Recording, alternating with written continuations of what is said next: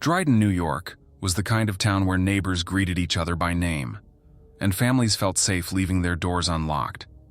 It was a place where life seemed serene, especially during the festive Christmas season. But in December 1989, that tranquility was shattered by a crime so horrifying it left the community reeling. What would drive someone to invade the sanctity of a family home and commit such unspeakable acts? And what chilling secrets would emerge as investigators unraveled the truth? The Harris family, Tony, Dolores, and their two children, Shelby and Mark, were the embodiment of small-town charm. Tony, a successful sales director in Syracuse, had built their home with pride, filling it with warmth and love. If you're fascinated by unraveling the darkest mysteries and exploring gripping true crime stories, don't forget to like this video, subscribe to our channel, and become part of our investigative community. Let's get into the case. Dolores, a vibrant community member, managed a small souvenir shop near their property and was known for her kind spirit and generosity. Shelby, 15, had a zest for life, eagerly preparing for her school's Christmas dance, while 11-year-old Mark cherished his carefree days with friends. On December 22, 1989, the day started like any other. Shelby attended school before spending the afternoon with her boyfriend, James. Around 3:30 p.m., she returned home on the bus, excited for the holiday break. Mark, meanwhile, lingered outside with friends, pelting each other with snowballs before heading inside shortly after. Dolores, ever the multitasker, balanced a phone call with a friend while keeping the shop open for last-minute holiday shoppers. Tony left work at 3:15 p.m., eager to see his family and the festive decorations Dolores had prepared. But as the evening progressed, an eerie silence settled over the Harris home. Rita, a close friend of Dolores, stopped by the shop to drop off some items around 6:30 p.m., only to find the door open but no one inside. Calls to the family went unanswered, and Shelby, expected at James's house later that night, never showed up. By morning, the quiet was replaced by chaos as the piercing sound of a fire alarm woke neighbors. The police arrived to find smoke billowing from the Harris residence, and what they discovered inside would haunt them for years to come. The scene was one of unimaginable horror. The Christmas tree still twinkled in the living room, its cheerful lights casting grotesque shadows on the chaos surrounding it. Upstairs, Tony and Dolores lay bound and lifeless on their bed, pillowcases covering their faces. Mark's small body was positioned between them, his wrists tied with phone cords. In her bedroom, Shelby's body was discovered tied to a chair, her school dress shredded and used as restraints.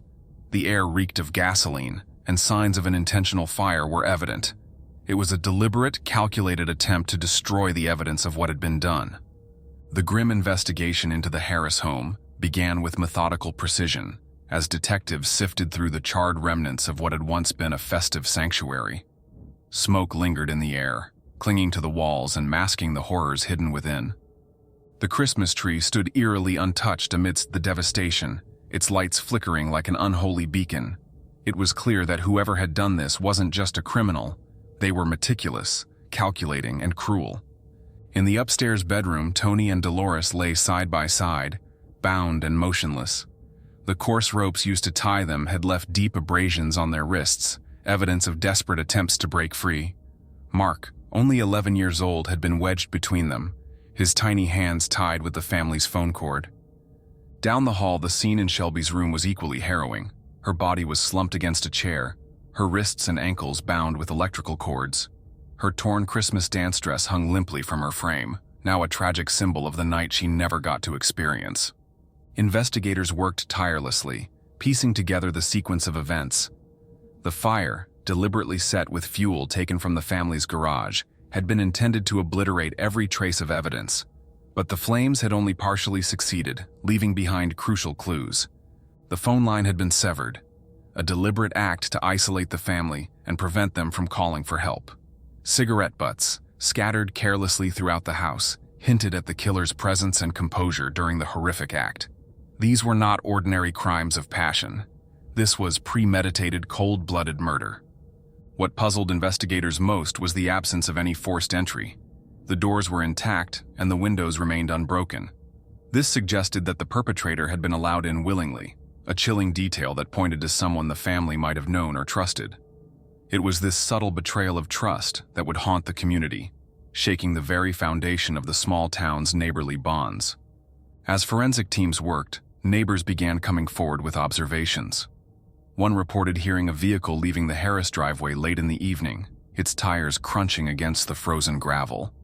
Another described seeing flickering lights in the house after midnight, long after the family had stopped responding to calls. The investigation soon uncovered a shocking detail. The Harris family van had been discovered abandoned miles away, its interior reeking of gasoline and ash. Inside were crumpled receipts from several stores across Syracuse, revealing a shopping spree carried out using the family's stolen credit cards. The receipts painted a grim picture of the night after the murders. Expensive electronics, jewelry, and even clothing had been purchased using Tony and Dolores's cards, each transaction marked with timestamps leading investigators closer to their suspects. Witnesses at the stores described a man and a woman, their behavior strange and hurried, as they purchased items in bulk. The man's hands had been stained with grease, and his demeanor was cold, detached. The woman, significantly older, appeared anxious but followed his lead without question. Cigarette butts found in the house, though wiped of DNA, were an unusual brand, potentially pointing to the suspects. Boot prints outside the garage revealed mismatched sizes, suggesting two individuals, a man and a woman, were involved. The tire marks on the frozen grass hinted at a rushed departure, though they provided no definitive leads. Witnesses described a man in his 30s with curly hair and a cold demeanor, accompanied by an older woman who seemed uneasy but compliant. At a home goods store, a clerk recalled the man's hands were stained with grease and smelled strongly of gasoline, while the woman nervously signed receipts using Dolores's name. The breakthrough came when a university professor reported seeing the Harris family van on December 23rd. He described the vehicle moving slowly, headlights dimmed, with a man matching the composite sketch behind the wheel and a woman in the passenger seat. The professor recognized them as his neighbors, Shirley King and her son Michael. Their modest duplex, less than a kilometer from the Harris home, became the focus of the investigation. Neighbors described Shirley as reserved and aloof, while Michael had a history of petty crimes and a volatile temper. Just days after the murders, the pair had paid off several months of overdue rent in cash, arousing further suspicion. Surveillance of the duplex revealed unsettling patterns. Michael frequently returned late at night, covered in mud or grease, and carrying heavy bags. Meanwhile, Shirley's side of the duplex was meticulously clean, almost unnaturally so. Composite sketches of the suspects circulated widely, and tips began to flood in. With every lead, the case against Shirley and Michael grew stronger. The police were closing in, piecing together a story of greed and brutality that would soon come to a head. Shirley's behavior, while less conspicuous, raised its own suspicions. Her side of the duplex was unnervingly pristine, and she avoided interactions with anyone outside her immediate circle. On February 7, 1990, law enforcement launched a carefully coordinated raid on the property. Michael was known for his erratic behavior and past criminal activity, including a history of violent outbursts. A tactical unit surrounded the duplex while a rescue helicopter hovered overhead, prepared for any complications. As officers breached Michael's side of the home, they found him armed and ready. He refused to comply, and a brief but intense exchange of gunfire followed. Michael was subdued, bleeding but alive, and taken into custody. Inside his half of the duplex, investigators uncovered a trove of incriminating evidence. The space was chaotic, with tools, modified weapons, and ammunition scattered across a workbench. Among the clutter were items stolen from the Harris home, including jewelry and personal effects. A lighter matching the one purchased before the murders was also recovered. Most damning of all, the firearms found on-site matched ballistic evidence from the crime scene, confirming Michael's direct involvement. Shirley was arrested without resistance in her portion of the duplex. Her home, in stark contrast to Michael's, was immaculate. Yet investigators found troubling items there as well. Cigarette butts of the same unusual brand discovered in the Harris home were retrieved from her trash. Additionally, a kitchen drawer concealed receipts from the stolen credit cards, further implicating her in the crimes. Under questioning, Shirley denied any involvement. She claimed ignorance of her son's activities and insisted she had no knowledge of the stolen cards or the Harris family's fate. However, as investigators presented the mounting evidence, including witness testimonies and physical traces linking her to the crime, her composure faltered. She admitted to using one of the stolen cards, but maintained that she had no part in the murders. With both Shirley and Michael in custody, investigators delved deeper into the timeline of the crime. It became increasingly evident that Michael had taken the lead in orchestrating the Harris family's horrific demise. His workshop provided the clearest insight into his methods. Tools modified for breaking and entering, firearms equipped with silencers, and evidence of homemade incendiary devices all pointed to premeditated intent. The presence of gasoline-stained clothing and boots further tied him to the arson that was intended to destroy the evidence at the Harris home. Witness testimonies continued to bolster the case. Store clerks who interacted with the suspects on the night of the murders remembered Michael's cold, detached demeanor and the nervous energy of Shirley as she handed over stolen credit cards. One clerk vividly recalled the strong smell of gasoline emanating from Michael, an observation that reinforced the timeline of his movements after the murders. The composite sketches and publicized details had painted a damning picture, and the evidence was stacking up faster than Shirley and Michael could defend against it. Despite Shirley's denials, her connection to the crime became increasingly difficult to refute. Investigators discovered receipts for items purchased with the stolen cards hidden in her kitchen drawer, alongside personal notes that mentioned Dolores Harris by name. Though she maintained she had only learned of her son's involvement after the fact, these discoveries told a more sinister story. The turning point came when investigators linked Shirley to the methodical cleanup of the crime scene. Her former job as a hotel cleaner had given her experience in removing stains and sanitizing spaces, skills that aligned disturbingly well with the meticulous scrubbing of the Harris home. Though Michael had executed the murders, it became clear that Shirley had likely aided in concealing the evidence, either out of fear, loyalty, or complicity. In early 1990, a new lead emerged when an undercover investigator, David Harding, was assigned to the case.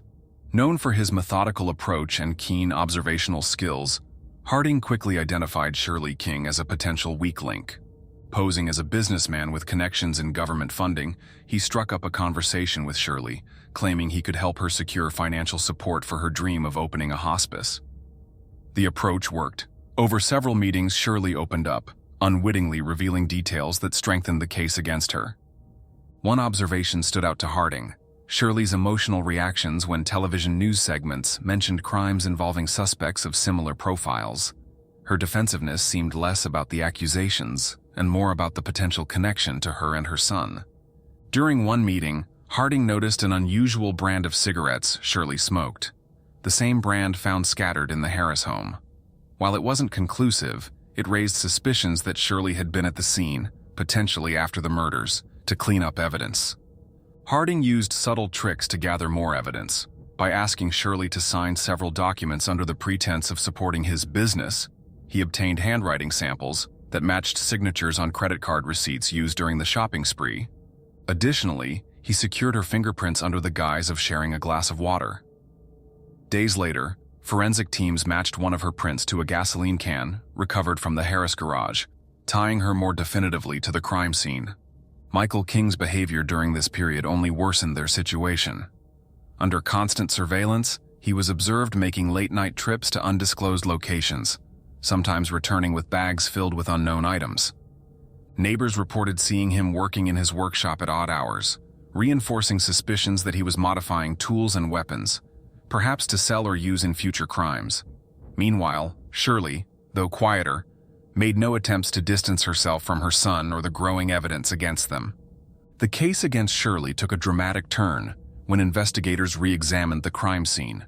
Previously overlooked traces of cleaning agents were found in areas of the house untouched by fire, indicating an attempt to sanitize the space. Her experience as a hotel cleaner now became a critical factor. Investigators theorized that she had returned to the Harris home after the murders, likely under Michael's instruction, to eliminate any traces of their involvement.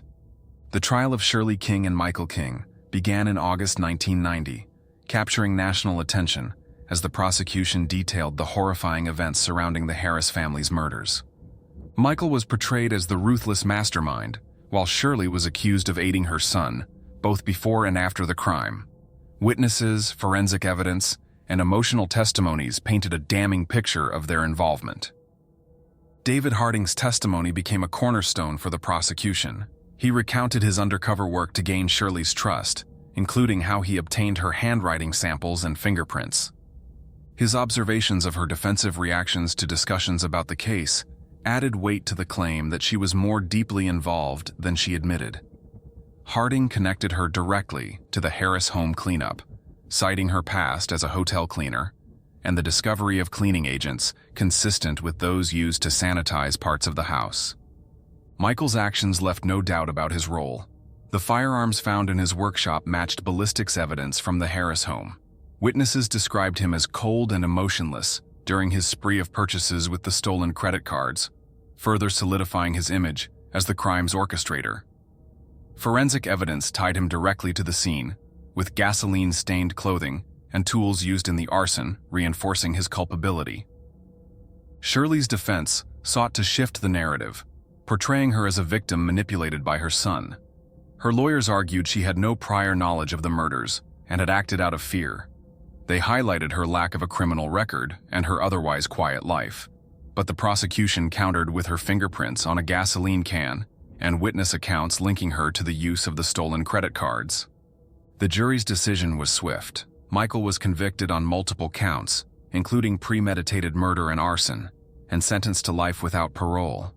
Shirley was found guilty of obstruction, fraud, and possession of stolen property, earning her a 44-year sentence. However, she vehemently denied involvement in the murders and vowed to appeal. In 1992, everything changed. David Harding, under investigation for misconduct, confessed to falsifying evidence in several cases, including Shirley's. The fingerprint linking her to the gasoline can had never been independently verified.